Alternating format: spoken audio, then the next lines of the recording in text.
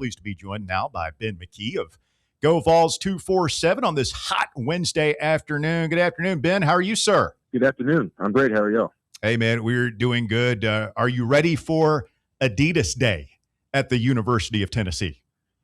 You mean Adidas Week? Yes.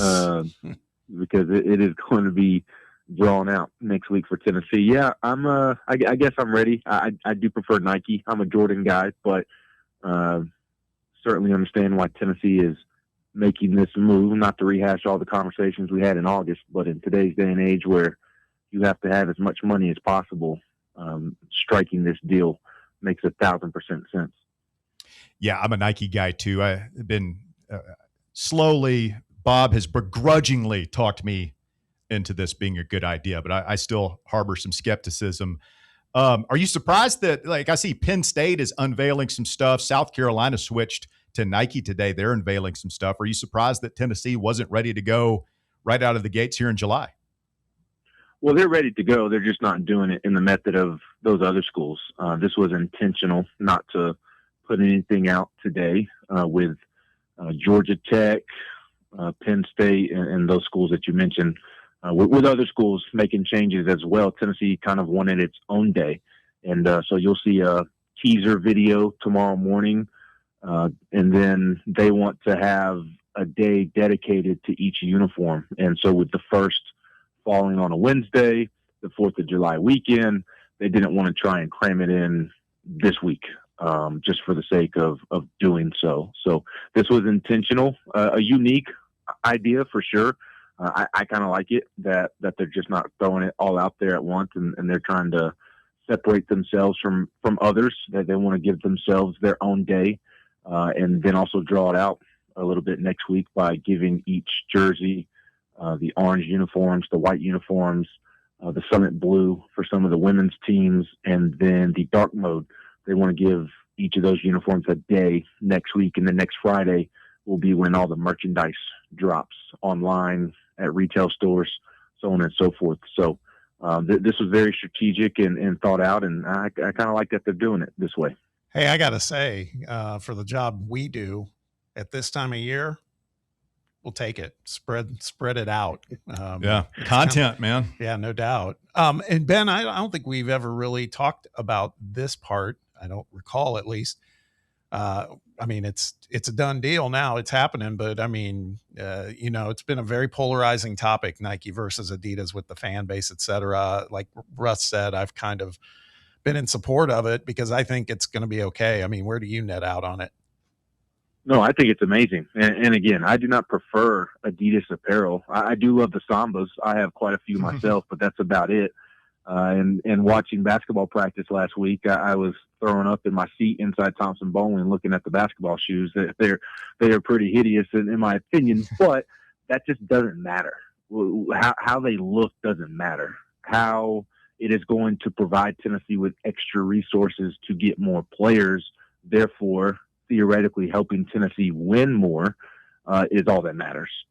So I'm kind of going over the top on the Adidas basketball stuff, although I am not a fan of the Adidas basketball shoes. Like, Adidas doesn't look awful, right? It's not some rec league stuff that's being bought and thrown out there. Like, it's still a good product. And at the end of the day, it's just a logo on the jersey. And I think all of us need to take a step back and remember that at times. So yeah, would I prefer to see Tennessee with a Nike swoosh or, again, I'm a Jordan guy. I would prefer the Jordan logo if I could just pick any brand. But Tennessee was not prioritized by Nike.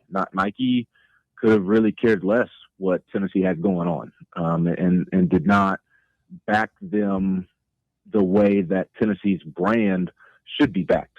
And Adidas is going to prioritize them the way that it should. It's going to benefit financially as a result. The apparel, I think, is going to benefit fans as well. So I think this is a no-brainer decision by Danny White and Tennessee's athletic department to move to Adidas, even if it's not as sexy as Nike. The intentions behind it are far more important than the logo that you see on the jersey and the looks of it. Getting the extra resources in a day and age where you need all the resources you can get that's really all that matters. And it is, I mean, the resources that Adidas is going to be sending Tennessee's way blows Nike out of the water. And I think that's all that matters. Ben McKee, Go Vols 247, with us here this afternoon on FanRun Radio. Ben, looking at Tennessee baseball, big news today as the Grim Reaper is back for one more year with the Vols. What are your thoughts on where he figures in? Obviously, he kind of found a home at second base last year. Tennessee brings in Wyatt Hanoyan. Looks like he's going to settle in there. What role do you see Grimmer playing for the Big Orange next year? Yeah, that's a great question. And obviously big news, as you said, great news for Tennessee because Blake Grimmer really came on strong this past season and probably would have put up even better numbers had he not been slowed by the back injury to start the season. But the good news is that you can slot him in at multiple different spots if you need to. You can play left, you can play right, second, third, first. Maybe he's the DH. I don't think that'll be the case, but I view him with today's news as the third baseman for now.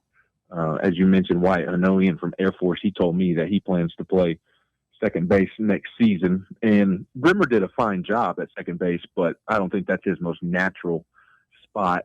He was a high school shortstop, but all these guys are high school shortstops. But it was more of a corner guy when he first got to Tennessee, and first base, third base.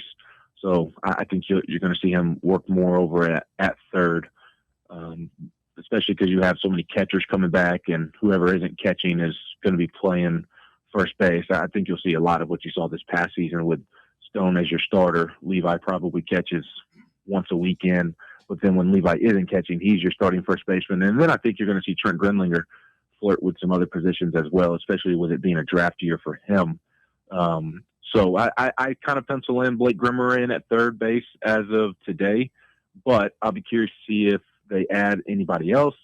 You also have an interesting situation where you have added 2 commitments from shortstops this past season with Chris Rodriguez from Cal Baptist and then Travis Sanders from Baylor. Now, Travis Sanders, it doesn't seem too likely that he makes it to campus, in my opinion, just because he's an older guy. He's very productive. It almost seems like his commitment is more of a leverage play. But he's a guy that can play multiple positions. He could slide over and play third as well. So I'll be curious to see if they add any other infielders, but they're kind of lacking true outfielders right now as well. I mean, you have Andrew Duncan, who you just picked up from Wright State.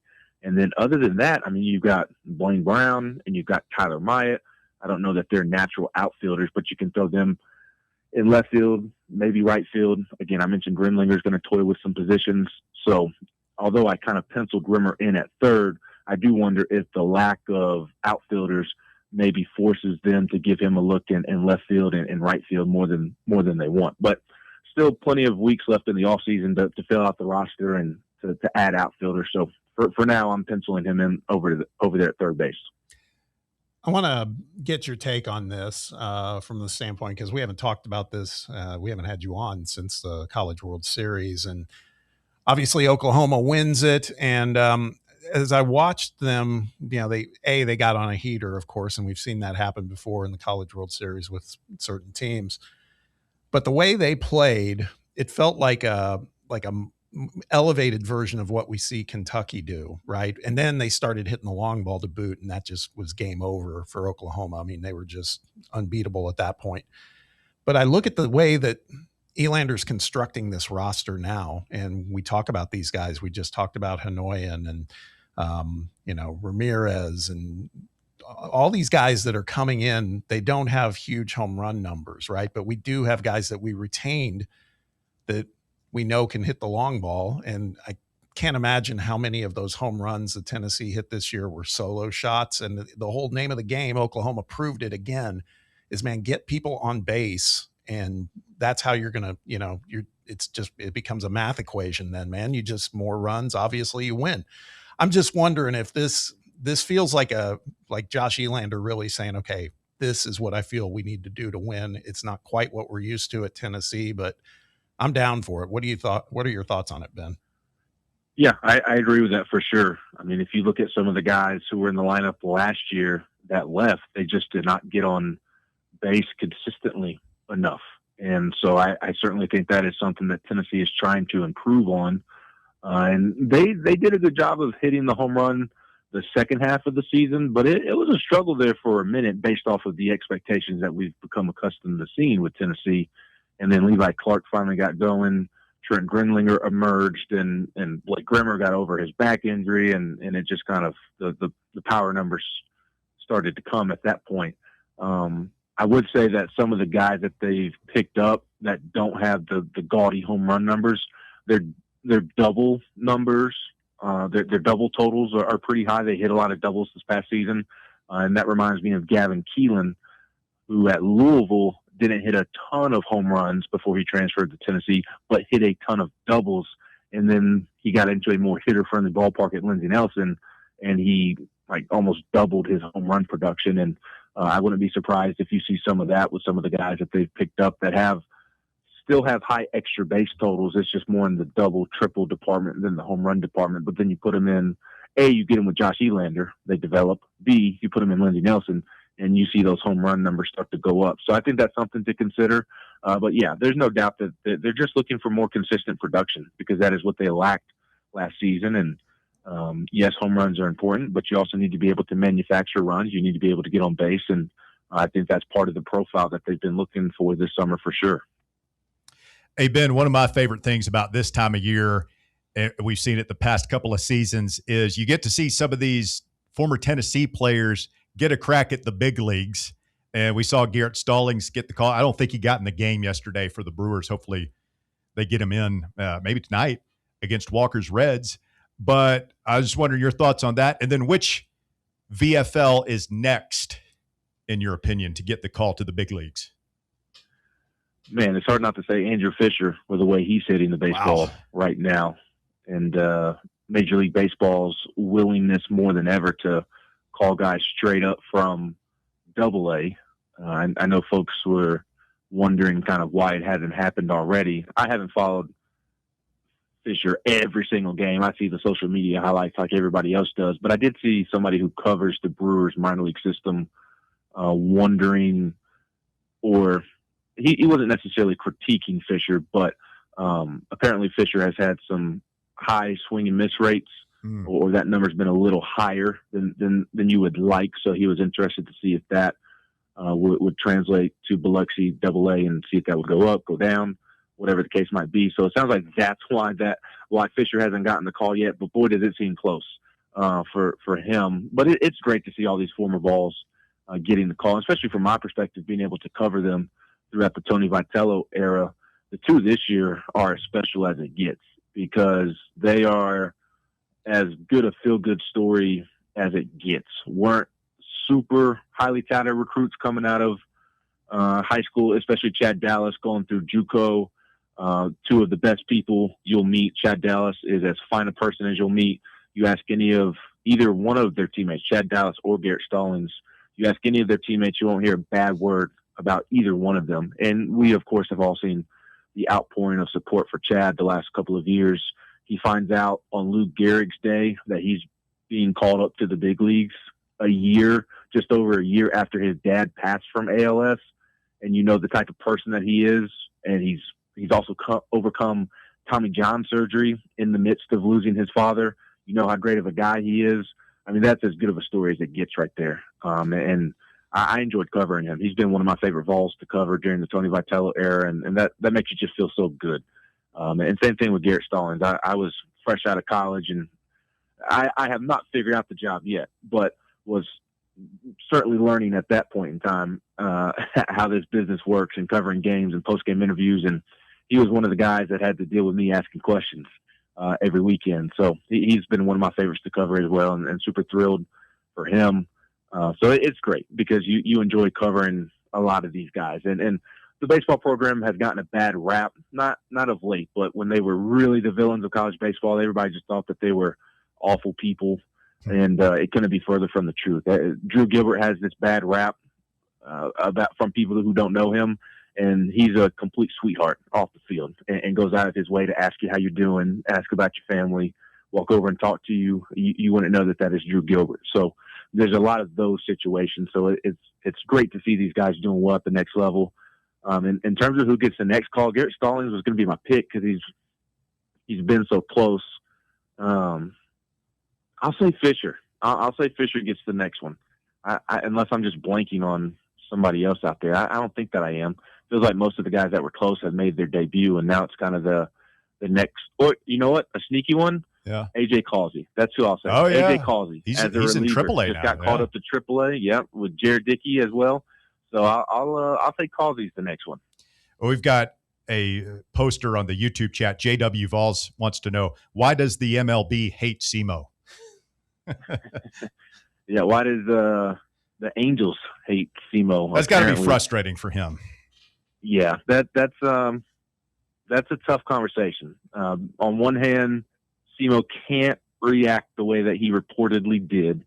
On the other hand, the Angels didn't necessarily give him a fair shot, and I certainly understand SEMO being frustrated with that. I would be as well, and that was something that SEMO had to overcome early in his Tennessee career. He was very immature when he showed up to Tennessee, and that's part of his story and why he ended up having the career and the breakout season that he had in 2024 is because he did mature. He did learn how to harness his emotions and handle them well and play off of them.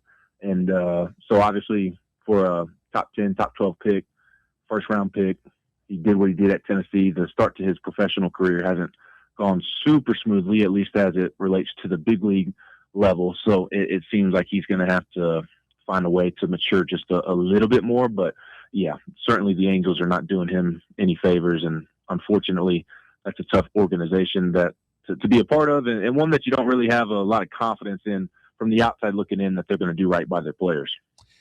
Hey, we can't let you out the door without getting your takeaways. It's almost a week old now, but you were at I believe the Vol basketball media availability last Thursday, and just kind of your top line there, because I gotta say, Ben, it's interesting seeing how many people are this excited about basketball in the summer before football season even starts. There is definitely a lot of anticipation for this basketball team.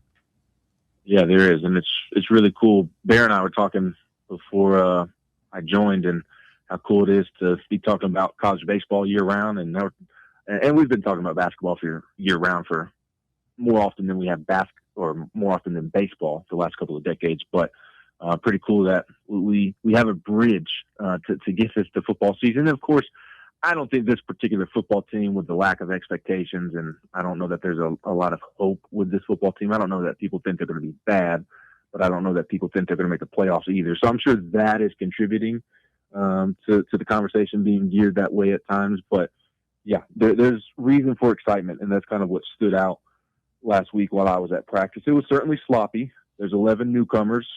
It's June. They're just now finishing up, or I guess they're on break this week for 4th of July, and then they'll come back next week, and throughout the month of July, they'll have the second half of summer practice. But wrapping up the first summer practice, you expect them to be sloppy. I still have my question marks about the front court. I just don't know that they're really going to possess much of an offensive threat outside of Dwayne Brown. I mean, he's as valuable for that basketball team as it gets, just because of the lack of other front court options. Scoring wise, now defensively, I think they'll be perfectly fine in the front court, and it sure looks different than last year's front court of big uglies with Jalen Carey and JP Estrella. It's more Cade Phillips body types, and they fly around. They're long, they're athletic, they play with energy, so they're fun to watch in that regard. But just in terms of providing an offensive punch, it's really going to have to come from Dwayne Brown. But it's still really high on this team. Drew Carey stands out right away. Terrence Hill Jr. stands out right away as soon as you walk in. They just have those special players. They have that it factor. They just move differently than the rest, and you can pick up on that right away when you put your eyes on them for the first time. So Day Ames I was just as impressed with him as well. I think he's going to be. He reminds me of the Armani Moore, Kevin Punter type, where he's undersized, but he's just tough and gritty and finds ways to make plays. I think he's going to be a fan favorite. So sloppy because it's June and a lot of newcomers. I'm still kind of concerned about the front court, but a lot of reason for excitement. It's going to be a fun basketball year. I'm sure Rick was super pleasant throughout all of it too, right? Yeah, as somebody on staff told me afterwards, Rick still expects it to be absolutely perfect, even if it's June. Yeah. Thought you were supposed to mellow at that age. No kidding. He expects perfection. Yeah. All right, Ben, well, we appreciate you jumping on with us here this afternoon. Have a great rest of the week. Enjoy the holiday weekend, and hope to talk to you again soon. Appreciate y'all. Happy 4th. Thank you, Ben.